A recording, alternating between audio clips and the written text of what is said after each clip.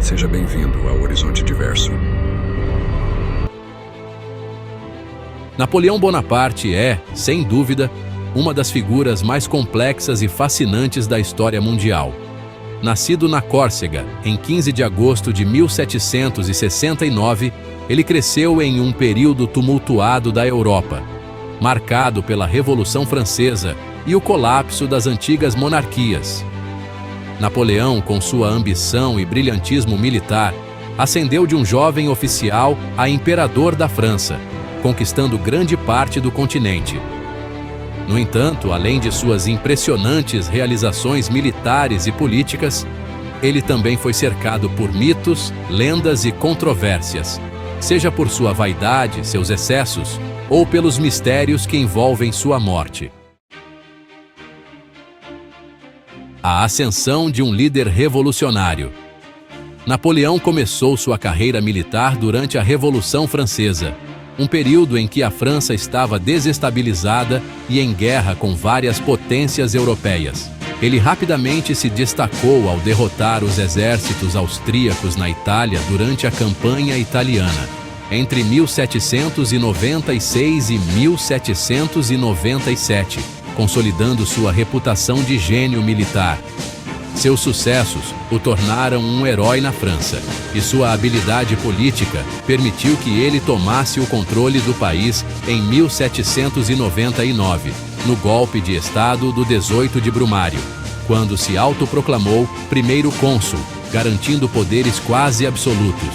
Em 1804, Napoleão foi além e se coroou imperador dos franceses, em uma cerimônia carregada de simbolismo e vaidade, onde ele mesmo colocou a coroa em sua cabeça, afirmando que seu poder vinha de si próprio, e não de nenhuma autoridade divina. Isso marcou o início do Primeiro Império Francês. Conquistas e glórias, o gênio militar. Entre 1803 e 1815, Napoleão transformou a Europa através de suas guerras e tratados. Conhecido por suas estratégias brilhantes e táticas ousadas, ele venceu diversas batalhas cruciais. A Batalha de Austerlitz, em 1805, é considerada sua maior vitória, onde Napoleão derrotou as forças austríacas e russas, consolidando sua posição como o principal poder militar da Europa.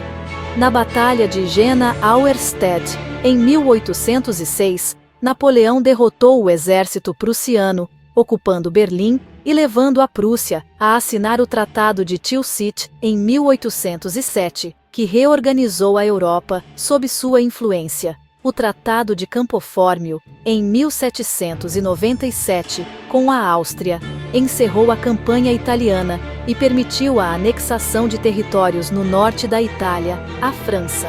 O Tratado de Amiens, em 1802, marcou uma breve pausa nos conflitos com a Grã-Bretanha, consolidando algumas das conquistas territoriais francesas.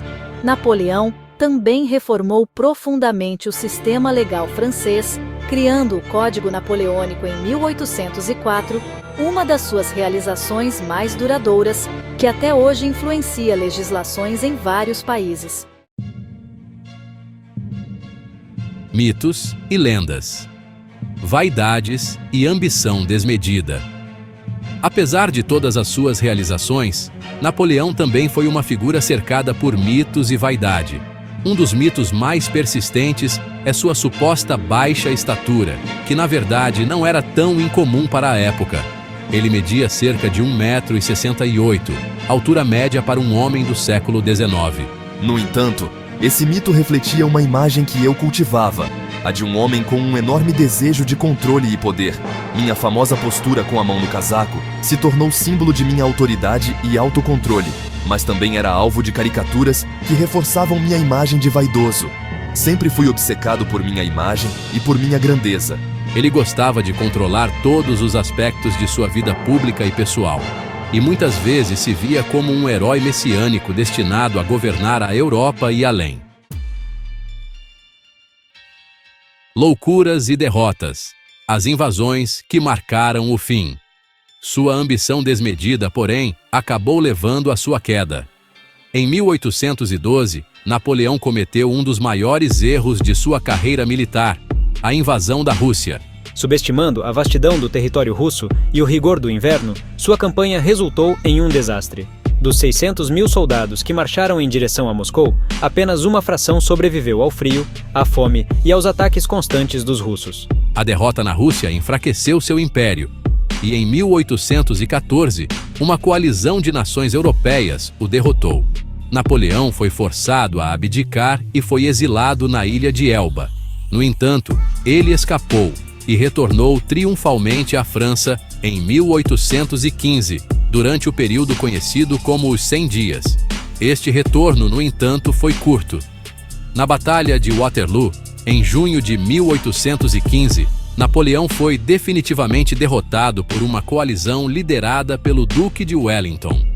Ele foi capturado novamente e exilado na remota ilha de Santa Helena, onde passou o resto de seus dias.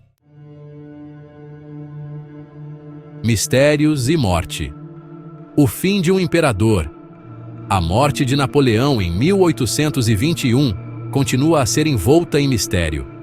A versão oficial é que ele morreu de câncer no estômago, mas teorias de envenenamento por arsênico ganharam popularidade após a análise de amostras de seu cabelo, que mostravam altos níveis da substância. Algumas teorias sugerem que eu fui lentamente envenenado, talvez pelos britânicos ou por inimigos internos.